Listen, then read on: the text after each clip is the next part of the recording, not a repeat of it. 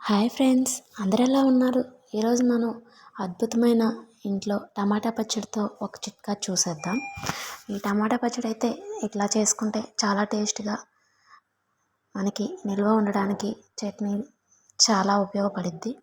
ఇదేంటంటే మనం చట్నీ తాలింపు వేసుకున్న తర్వాత కొన్ని రోజులకి గట్టిగా అయిపోతుంది. ఆ గట్టిగా అయిన పచ్చడిని ఒక గిన్నెలో వేసేసుకొని దాంట్లో వేడి నీళ్ళు కాగబెట్టి బాగా మసలపెట్టి ఈ కాగబెట్టిన నీళ్ళని ఆ తాలింపు వేసి గట్టిగా అయిన చట్నీలో వాటర్ పోసేసుకున్నాము.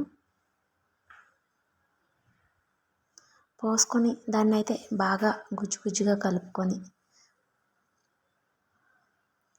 బాగా మిక్స్ చేద్దాము. ఆ వేడి నీళ్ళలో మిక్స్ చేసి పక్కన పెట్టేసుకున్నాము.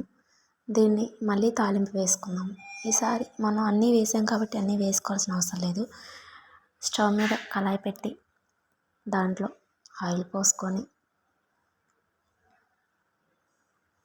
దీనికి మనం ఆల్రెడీ పోపు మిర్చి కరివేపాకు వేసుకుంటాం, కానీ ఏమీ వేసుకోవాల్సిన అవసరం లేదు. ఈ నీళ్లు పోసాం కాబట్టి ఎన్నో రోజులు నిల్వ ఉండదు కాబట్టి దీంట్లో ఉల్లిపాయ వేసుకున్నాము. ఉల్లిపాయ చట్నీ తాలింపులో వేసుకుంటే ఆ టేస్ట్ చాలా డిఫరెంట్గా చాలా బాగుంటుంది. ఆ ఉల్లిపాయలు వేపుకున్న తర్వాత బాగా ఎర్రగా వేగిన తర్వాత ఈ చట్నీ అయితే మనం ఆల్రెడీ తాలింపు పెట్టుకున్నదే ఎండిపోయినట్టు కొన్ని రోజులు అయిపోతుంది గాలికి. దాన్నే మళ్ళీ తాలింపు వేసుకుంటున్నాం కాబట్టి వేడి నీళ్ళు పోసి ఆ వేడి నీళ్ళు పోసిన తర్వాత ఆగదు, అందుకే ఉల్లిపాయ వేసుకుంటున్నాం, వెంటనే అయిపోయింది కాబట్టి.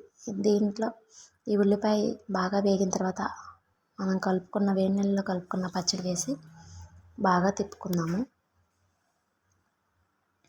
తిప్పి కొంచెం ఆ వేడి నీళ్ళలో కలిపిన వాసన పోయే వరకు, నూనె పైకి తేలే వరకు వేయించుకొని తింటే ఆ పచ్చడి చాలా టేస్ట్గా ఉంటుందండి. మనం ఇది ఆ పచ్చడి వేస్ట్ అయ్యి పడేసే దాంతో చేసుకున్నాం కాబట్టి దాన్ని పడేసే పని లేకుండా ఇది కూడా చాలా టేస్ట్గా ఉంటుంది. ఉల్లిపాయలు వేసాం కాబట్టి ఆ టేస్ట్ వేరే లాగా ఉంటుంది. మీరు కూడా ఒకసారి ట్రై చేయండి. నేనైతే ఇలా చేశాను. తాలింపు పెట్టుకొని డబ్బాలో పెట్టుకుంటే పచ్చడి కొన్ని రోజులకి గాలికి ఎండిపోయినట్టు అనిపిస్తుంది. ఆ పచ్చడిని ఏం చేద్దామా అని చూసి ఇలా ట్రై చేశాను. ఇదైతే చాలా బాగుంది, నాకైతే బాగా నచ్చింది. మీరు కూడా ట్రై చేయండి, లైక్ చేయండి.